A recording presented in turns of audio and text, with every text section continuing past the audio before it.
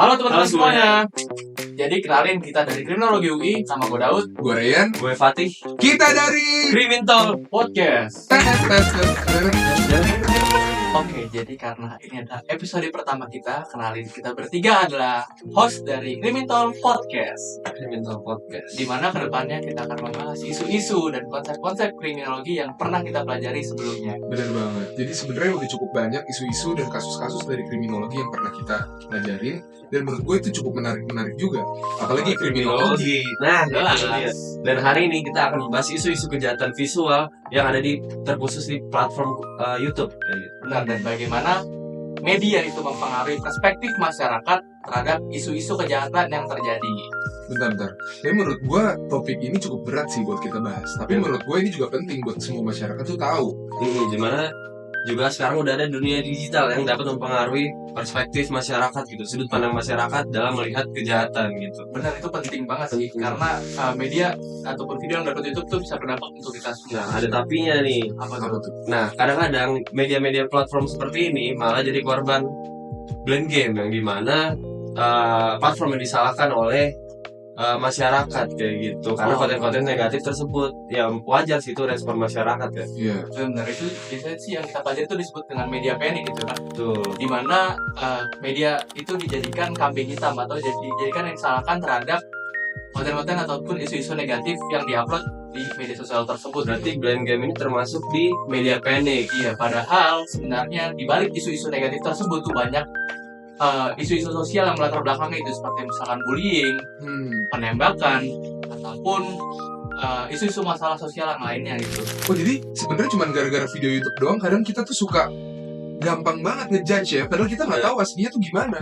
Iya, tapi kita juga nggak bisa nahan sih kan, karena Bener sih. gimana juga ya, YouTube kan itu tempat untuk misalkan orang curhat, tempat orang untuk mencurahkan isi hatinya gitu. Jadi mereka berkreasi lah gue. benar, jadi kayak konten-konten negatif itu sebenarnya juga kita nggak bisa batasin sih Iya, sebenarnya. susah sih. Benar, dan YouTube juga salah satu penanganannya bisa men-take down sih. Cuman kalau videonya sudah viral kayak gitu dan membahayakan atau konten-konten negatif baru bisa men-take down. Tapi untuk menyortir di awal itu sangat susah. Iya, apalagi banyak banget yang unggah video di YouTube ya. Nggak mungkin dicekin satu-satu sama YouTube. Nah, tapi tadi karena gue udah mention terkait penembakan ya, jadi gue punya satu kasus tuh yang pernah viral juga di YouTube. Jadi ada dua remaja yang melakukan live streaming sedang baku tembak bersama polisi, dan itu kasusnya terjadi di Rusia kalau nggak salah ya. Oh iya, tahu. Dan pada akhirnya berujung pada bunuh diri gitu. Nah, itu live stream di YouTube, Put. Iya, video itu langsung meluas banget di internet dan menimbulkan respon yang negatif dari masyarakat. Serem juga ya berarti kalau misalnya dibayangin kayak kita nonton YouTube sedang ada yang baku tembak, ya kan? Dan ujung-ujungnya mereka tuh bunuh diri ya. Iya, bunuh diri. Itu serem juga sih. Sangat membahayakan dan meresahkan sih bagi masyarakat sebenarnya ya. Dan makanya kayak mungkin yang udah kita sebutkan sebelumnya itu, video-video semacam ini tuh berdampak luas banget buat masyarakat gitu. Bahkan ada orang juga yang malah mulai biasa lihat kekerasan terus-terusan, dan sampai akhirnya jadi ngeliat kekerasan tuh kayak suatu tindakan yang biasa aja lah gitu. Iya. Jadi video-video semacam ini tuh juga bisa menjadi pemicu atau menjadi motivasi seseorang untuk melakukan hal yang sama gitu. Malah jadi meniru ya. Iya benar, atau Apa yang biasa dia lihat? disebut copycat apa namanya? Copycat effect. Nah, itu respon-respon yang tadi kita bahas itu merupakan media panic gitu. Respon yang muncul karena video video negatif tersebut ya. Benar. Nah, selanjutnya ada dua kasus. Kan ini Satu lagi dong. Satu lagi. Kasus kedua. Oh iya, satu. Sekarang kasus kedua. Nah, kalau kasus kedua ini, jadi ada seorang YouTuber. Jadi dia YouTuber gaming.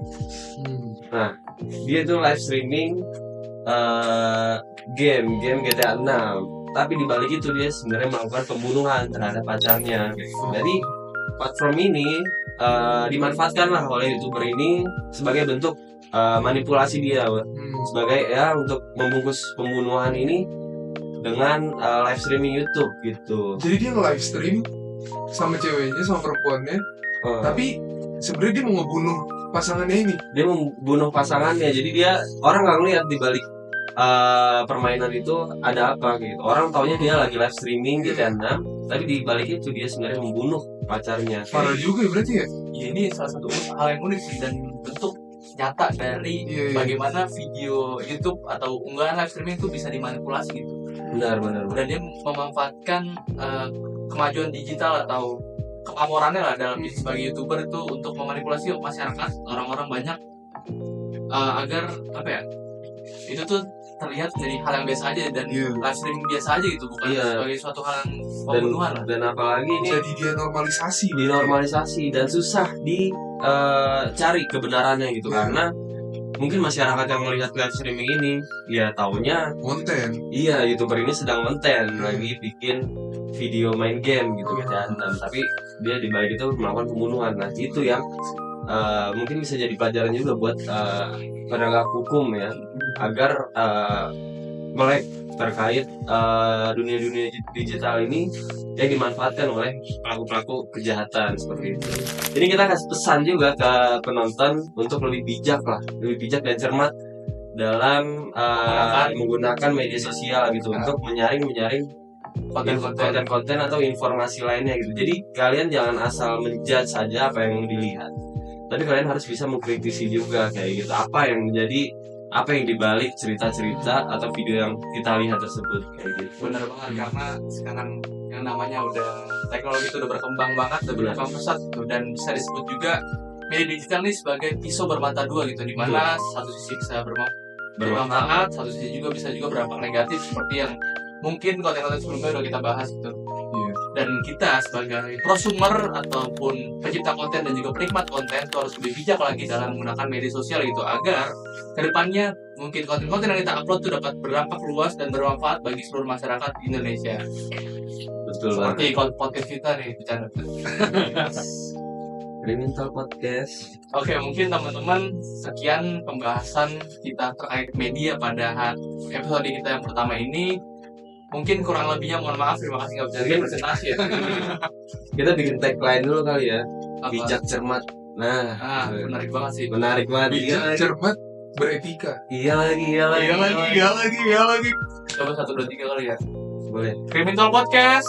Bijak, cermat, beretika. Iya lagi. Nggak ada ya?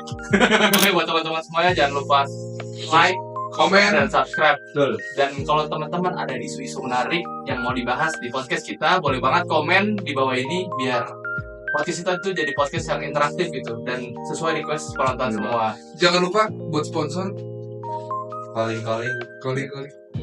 Oke, sekian teman-teman. Thank you. Thank you. Thank you semua. See you on the next episode. Yeah.